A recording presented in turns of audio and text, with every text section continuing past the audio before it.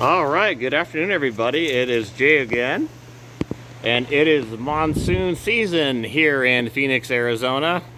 And you can always tell there's always sirens. I don't know if you guys have noticed that, but anytime there's a lot of wind and storms like this, especially here in the valley because we never get any storms, you'll always hear sirens. Like I hear sirens in the background right now. I'm not sure if you guys do.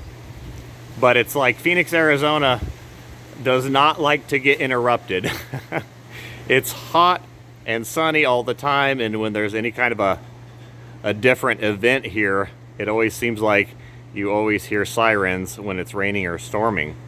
But let's talk a little bit about monsoon season here in Phoenix, Arizona, because if you're not from here, then you're probably not familiar with what that means. And what that means is here in Phoenix, Arizona, in the middle of the summer, typically right about now, it's July 20th, so right about now, and usually for about the next 4 weeks, we get a lot of these monsoon storms, okay? And call it what you want, I guess. It usually ends up just being a crazy wind event that actually ends up just destroying most of your yard. So it kind of builds up in the background. You guys can see it getting kind of dark in the sky back here towards the back. So that's how the monsoons come in. So you'll see some blue sky over here. It'll be nice and blue and sunny one day or during the day, and then you come out here an hour later and the sky is virtually black, as this will get a lot darker. And then the first thing is you'll start to see some of these winds start coming in. And these winds can be brutal, guys. Like we get microbursts here that are sometimes upwards of 100 miles per hour. And it can really destroy a lot of plants and a lot of homes and structures and roofs here in the valley. So we have to keep things really tied up. Let's go back here right now. You can see that there is a downed branch on this rainbow eucalyptus, which you can see is definitely one of the things that you have to worry about is breaking branches and blowing branches, because these things can really whip around. And that's one of the reasons why there's not very tall trees here in Arizona. It's one of the reasons. The other reason is there's not enough water to make them grow tall enough. But then the other reason is once you get your plants and trees up that tall, well, then you get a good monsoon wind or a storm like the one that we are getting here really soon, and it ends up destroying or knocking over or felling a lot of these taller trees. So that's why a lot of people keep things here a little bit shorter and a little bit wider. Okay, and I'll go over a little bit of that here too in a second. Okay, so why is that so important? I mean, a little bit of a wind event, you know, here in the middle of the summer, who cares? I mean, what does it really matter, or what does it mean to us? Well, one thing is it just destroys everything, guys. If you're from here and you know the windstorms that we get, it just knocks everything over. Like it just knocked over this giant mulberry. And a lot of the reason for that is the shape of this tree. So I'll go over a little bit of that here also. So people tend to really like the shape of single trunk trees. Okay, and I get that because it looks nice and that's the way trees should traditionally be, right? But what happens here in Arizona is you've got this stem, and then you've got this large canopy above the trunk, and that creates basically a giant wind mast. So as the wind's blowing through here, it puts all the pressure and strain. Here it goes over again. Watch. Boop. Perfect example. You saw it didn't take that much force to knock over a 25-gallon pot, which weighs a substantial amount of weight, considering that they're wet also. So, you know, 100 pounds easy, just knocks that right over, just tilts that right over. Okay, so that's potted plants. So that's why wind advisories around a lot of the nurseries around here, if you're shopping during a monsoon windstorm at a nursery, you should probably just get out of there, because this is what ends up happening. A lot of trees are going to topple over, and at some of the nurseries, some of these trees are big enough to actually kill you if they fall over on you. So that's why the wind here is so important and so bad, I guess, as far as plants go and as far as destruction, right? So you have physical destruction, and then you also have them drying off. So when you've got monsoon winds like this, they're actually drying the plants off. So they're gonna take these leaves and they're gonna take all the moisture off of them. So after monsoon winds and storms, I typically will get out here and actually water everything, and I'll mist down the entire nursery unless it rained, okay? Because the humidity is a little bit higher right now, right? That's why they say swamp coolers don't work well in the valley during the middle of the summer, is because the humidity is so high, right? But there's a work around that, actually, that you can actually make it, you know, freezing cold. It's really about how much air movement you have in equivalent to the amount of moisture that you're putting in. So if you're putting in a lot of moisture into the air and there's no air and there's no movement and there's no flow, then you're really going to feel it, and it's going to feel very stifled, and it's going to feel like you can't breathe. It's going to feel like you're smothering with all that extra humidity, right? And you have to also remember that plants really like the extra humidity. That's why we grow a lot of these plants in a greenhouse type environment, because you can stabilize the humidity, right? You can stabilize the humidity in a controlled area like this greenhouse, and now you're not so much worried about some of the other elements like you would be if you were outside, right? And the wind, I'm telling you, is one of the most important things, because it is a drying component. Wow, it's really nice in here. It's like really nice in here. Nice and cool. We've got airflow through here. So it is really, really, really nice in this greenhouse right now. And that's essential, you know, keeping high humidity when you want to keep things like avocados attached to their stems, because what ends up happening is these things just dry up. I mean, all these stems end up just drying up. So when you have some sort of a way to sort of stabilize your environment, okay, then you can keep the humidity in. So drying winds, hot drying winds is one of the number one reasons why we can't grow anything here in Arizona. So it's very, very important. Now, if we had the wind and we had the water all the time too, meaning if it rained every monsoon season, then that would be great. But you got to remember that it doesn't rain every monsoon season, and sometimes we just get the wind. So now you've got all this hot, dry wind drying everything up further, guys. And I can't tell you how important that humidity and moisture is to these plants. I mean, if you can keep enough water pumped to these plants, then you can keep them alive through the hottest summers and whatever plant you choose. It's about how much can you control the water and the humidity to them, and the more the better. And you got to remember, people just don't water here. Like they won't. Look, rainbow eucalyptus branch all the way over here, from the tree over there. So yeah, this stuff, these monsoon winds, they wreck things, they dry things up. But as long as we get that moisture and that humidity in, it really, really, really helps. The other thing they destroy is things like shade cloths, structures. They really tend to just kind of beat the snot out of these things and rip things. So you have to get very good quality shade cloths here, guys. You're not going to be able to get like things off Amazon. You're going to have to go more to like greenhouse supply stores, right? And then that'll give you good material that'll last with the sun and the wind, because you got a twofold thing happening here, right? You can see that thing's whipping around up there now. That's been up there, I think, 3 years now, and it is white.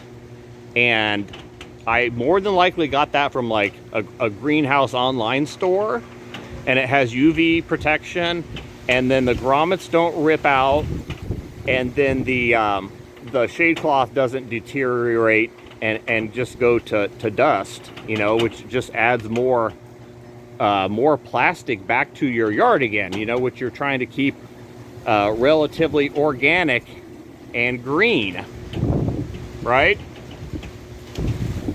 So yeah, I wish we would get some rains with all of these, but I did want to just show you guys kind of what we get. And I missed the biggest. We had a little microburst that came through here earlier, and of course I didn't have my camera ready for that one. But man, it gets to the point where you just almost blow away, guys. So you really got to have everything kind of anchored down. Okay, so also let's just talk a little bit about native plants and their reliance on the monsoons and the water. Okay, so there things out in the desert, you know, where it's a little bit more, where it's actually a little bit cooler, because you don't have all this concrete, right? You just got dirt out there, and you've got, if you look at actual desert here, it's pretty much dirt, creosote bushes, a few mesquites, saguaros, things like that.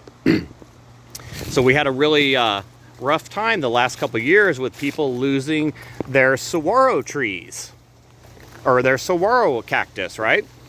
And most of those that were lost were actually cultivated, let's call it. So it's like taking a lion out of nature and putting it in your yard, right? It may not do the best, because it is adapted to where it's at. So now you take that plant and you put it in your HOA yard that's all concrete and rock and driveways, and you put it out there because you want to feel like you're part of Arizona.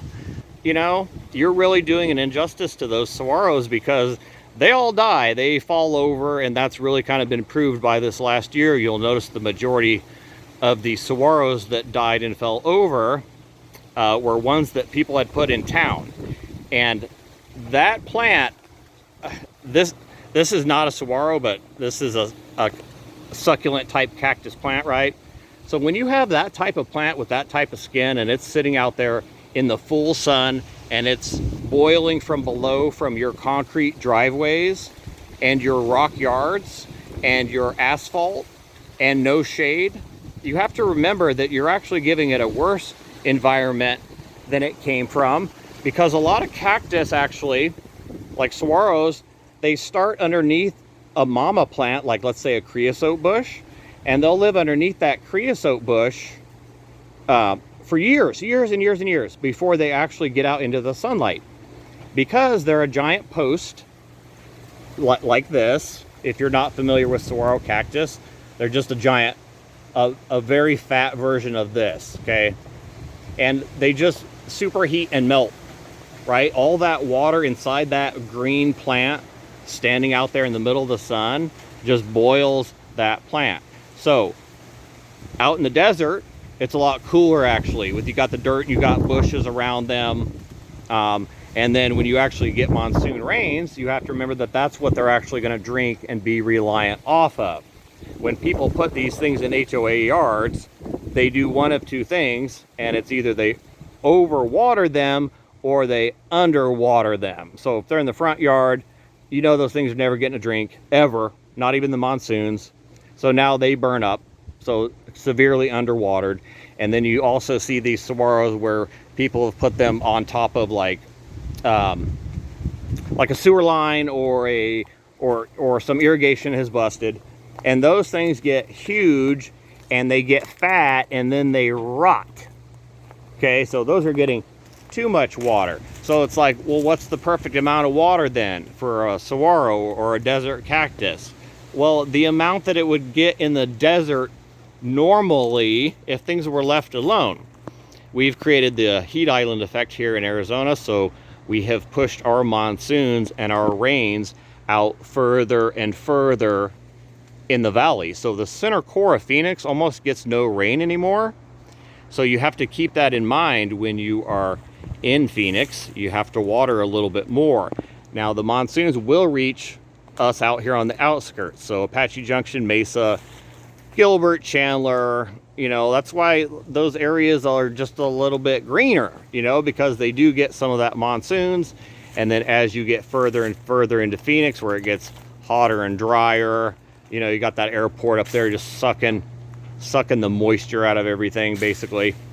So it's like, no wonder we can't ever grow anything. Like if you want a green yard like this, in the middle of the summer, July, getting some guavas coming on here. Ooh, those look good. Guavas only fruit on new wood. But then they really fruit. So these are a little bit later than they should be, but that is those guys. Okay, also, so not only do you have certain things that rely on the monsoons, but you actually, if you go out into the desert, you'll see that there's a lot of plants that are sort of seasonal. And what I mean by that is they're going to grow like wildflowers and things like that. They're going to grow during the rainy season, during the wet season. You'll also see a lot of bugs, a lot of cool bugs actually, that you just don't see too much anymore. And that's because we just don't get the rain and the water and the moisture that we used to here in Phoenix. I mean, I'm from here. I'm native Arizonan. I was born on Williams Air Force Base. So I remember the monsoons being a lot heavier and a lot stronger than we get now. We get kind of these weak ones now, and it just doesn't provide the same water. So oftentimes what I will do is, just like I'm going to do here real soon, is if I think it's going to rain, if I think we're going to get a good monsoon rain, is I'm going to get out here and I'm going to soak the yard. Okay, I'm going to man, there's just fruit hiding everywhere. These are white sapote. I'm going to pre-soak the yard. I'm going to get it pre-prepared so that it is ready for the rain when it comes. And what do I mean by that? Okay, so what I mean by that is, guys, Arizona soil, if you're not used to Arizona soil, the reason we have flash floods here from the monsoons is because the water runs off faster than it can absorb. And why is that? Because we have ultra hard clay soil here.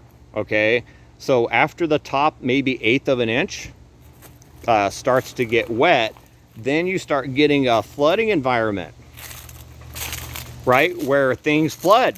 And so now that water is not soaking into your yard. That water is running off of your yard. Okay, so people all the time here will be like, well, you know, it just rained here, monsoon rain, and so I don't need to water. Okay, and I don't even count the monsoon actual rain as a rain event. Okay, people will not water a week after the monsoon rains, and it rains for like 10 minutes, guys, and so that's only gone down like a 1/4 of an inch maybe. And so now they don't water this time period, and now's the kind of the peak growth time period on plants, especially when you get into tropical trees. So you can see the new growth on this one.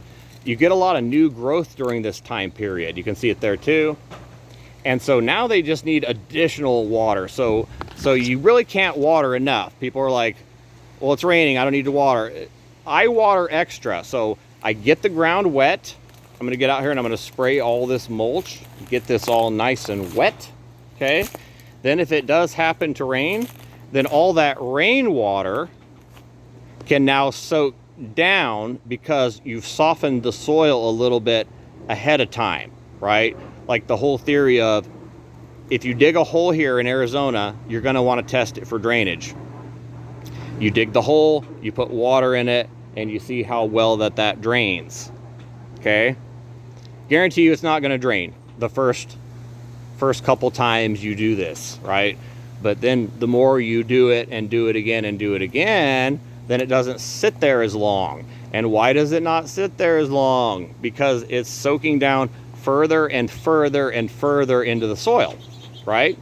So if you pre-wet the soil, pre-condition it, then when the rain comes, it'll soak all that actual rainwater down deep into the plants, and it will all stay on landscape, on your plants, right? So people ask me if I catch water, if I have a water catchment system, on the house for, catching rainwater, and I do and I don't. So I do not have like rain barrels catchment, to catch any kind of overflow. What I try to do here is, because it just doesn't rain enough to make a consideration for storing rain barrels in everyone's case. In some people's case, yes. Larger yard, homestead, half acre and up, yes, rain barrels.